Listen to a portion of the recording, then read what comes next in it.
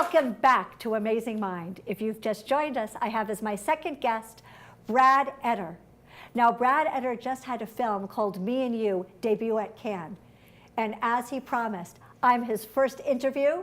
Now that he's back, please help me welcome writer-director Brad Etter.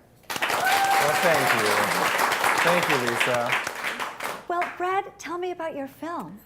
Well, Me and You is about a young boy who fragments from his inner child essence and becomes a separate entity and basically grows away from that essence and is very bound to the timeline. He becomes an older man, ages away from his inner child, keeps him suppressed, and basically checks in over the course of that lifetime with that inner child, keeping him sort of like a prisoner in the heart space of his multidimensional body. And that is based on me, actually. I'm that little boy. I grew up gay in a Catholic conservative environment, feeling, projections from organized religion and unknowingly from family and friends, which led me to create a piece. I wanted to show what that looked like. What does it look like to separate from our inner child essence? And how subconscious is that process? Do we even know what's happening? What do you want everyone to get from this film and from this story? I want everyone to understand deeply that no matter how far you might drift from that truth of yourself, that playfulness, that love, that it's always waiting for you, no matter what. It's always there with a paintbrush in hand or a film camera, just reminding you of what is meaningful to you. And what's important to me is just as a filmmaker, not necessarily just with this film, but with everything I do, is to lace in a sense of childlike wonder into everything we do. Even as adults, I think we feel like, oh, we settle for things. You say, oh, that's the real world. That's the hard, cold reality of it. Well, you know what? You're speaking my language. Go ahead. Can you teach us how to get back in touch with our inner child? Can you I would love to. do something for all of Yes. us here today? Okay, I invite the studio audience. Hello, lovely people. I invite everyone to close your eyes. Come into a heart space. Really feel that echoing, chasm-like space within you. And imagine your inner child swimming to you out of the darkness. And just don't say anything. Just examine your child. What is the age of that child? That's very telling of where you might have lost that sense of childlike wonder. And what is your child saying to you? Just be a listening ear for that child.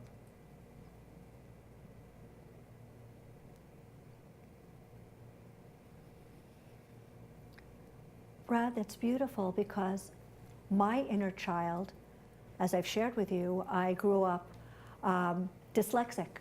At that time, that was 1965. See, I didn't know the year, I'm dyslexic. It was 1965. Everyone projected, consciously, subconsciously, directly, and inferred, boy, are you stupid. And my inner child said, no, you're not. We're brilliant. That's what my inner child said to me. I didn't talk back, I just had a listening ear. How did we all get so separated from our inner child and our essential essence? Well, Lisa, that's beautiful. Thank you for sharing that.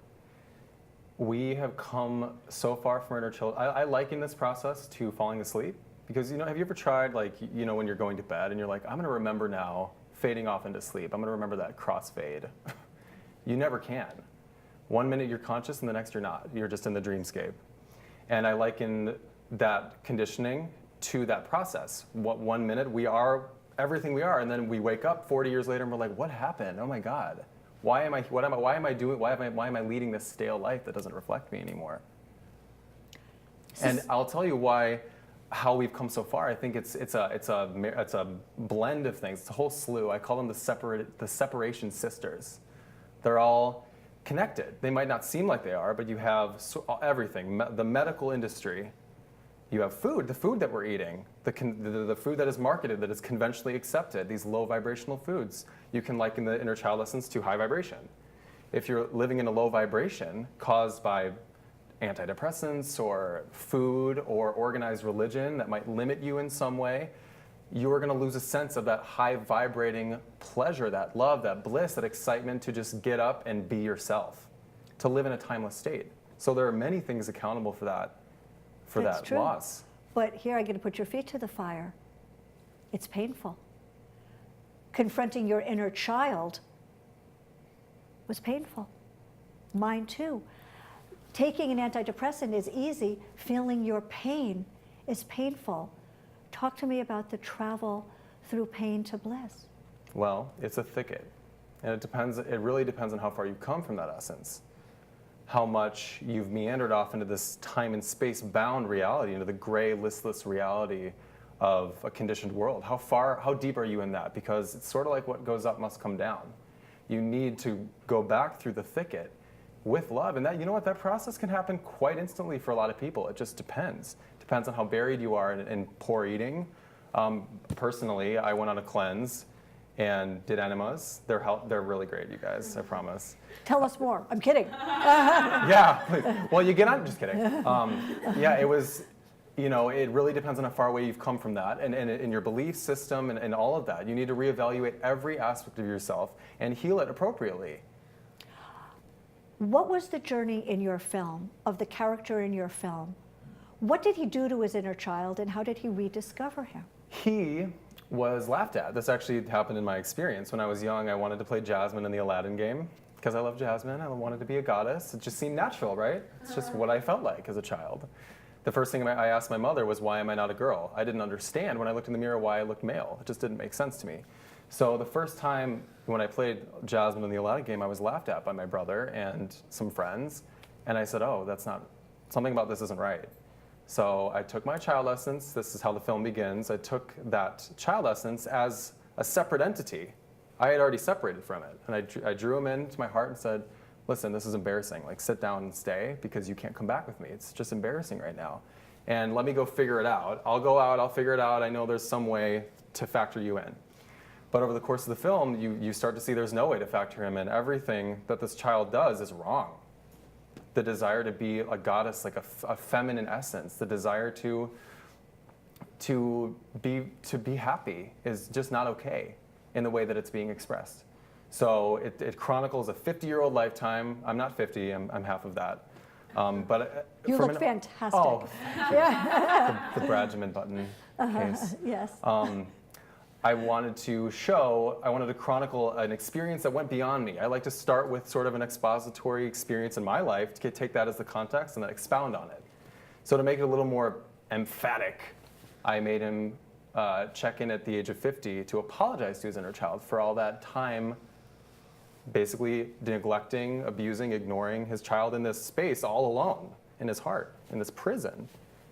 And instead of looking at him woundedly and saying, it's going to take me a long time to get over this, I can't believe that you did all that to me, the inner child just says, it's okay.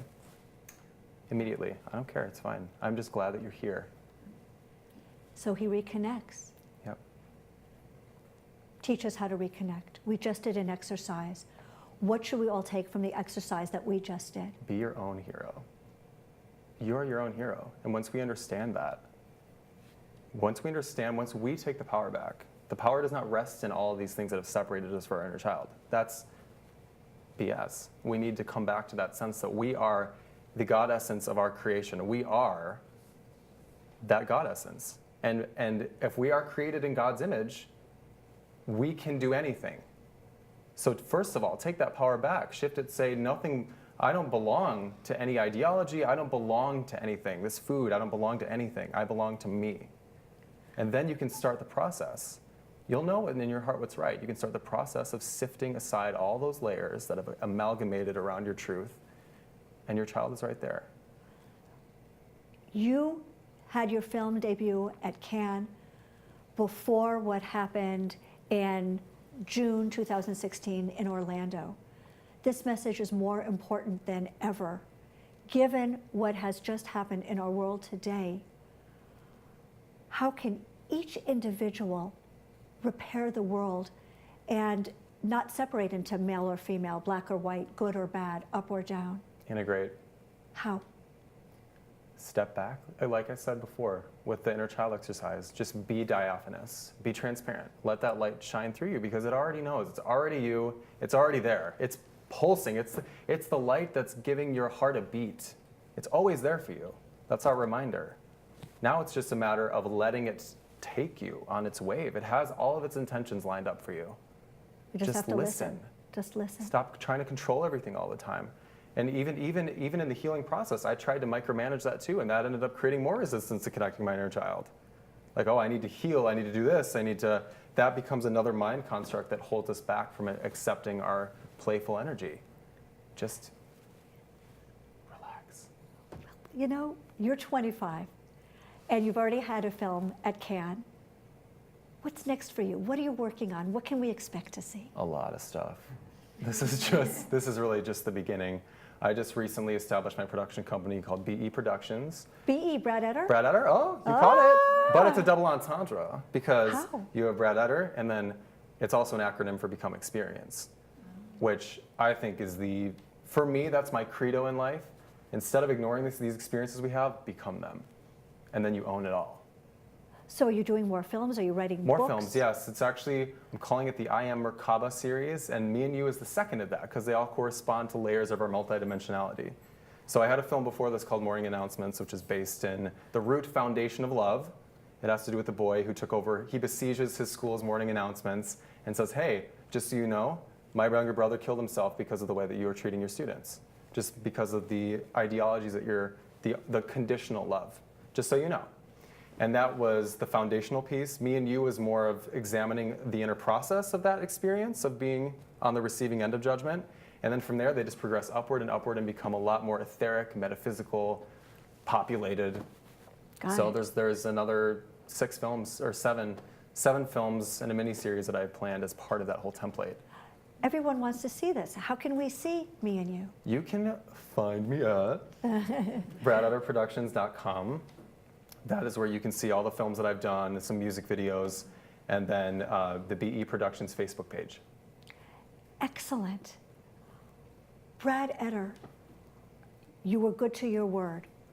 This is the first TV interview you've done since you returned. I'm so relieved. So It's ending. Just kidding. It was incredible. Was it really that bad? No. Okay, ask your inner child. It was fabulous! All right, good. So I want to thank you so much for coming on and doing that exercise. We have the light with the heavy, we have the introspection with the play, we had the duality.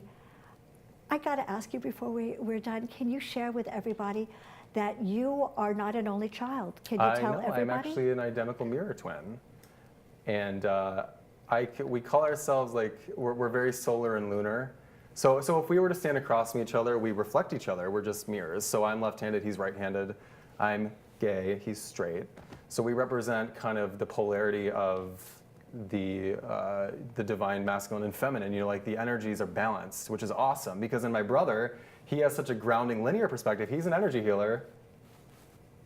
Wow. Maybe he could be in this seat at some point. Well, if he can't make it, we'll just pretend you're him, because people can't tell the difference, and come on and you can pretend to be him. They'll tell when I start to try to explain quantum physics to you. Yes, and when you write, I'll throw you a ball. Be like, well. Yeah, I'll throw you a ball. You'll catch it with the wrong hand. Yeah, Then we'll there we know. go. Oh. All right, so again, where can we see the film? You can see it at bradetterproductions.com or on the BE Productions Facebook page. And if people want to contact you, can they contact you via Facebook? Yes. I hope Facebook. that you all do. Everyone needs to see this film. I want to thank you so much for coming on the show, but it appears we're out of time for today. I want to thank the studio audience and everybody watching at home. My name is Lisa Machenberg, and I'm looking forward to seeing more of you as you see more of me on Hypnosis TV. That's hypnosistv.com. Stay tuned. There's a lot more coming up.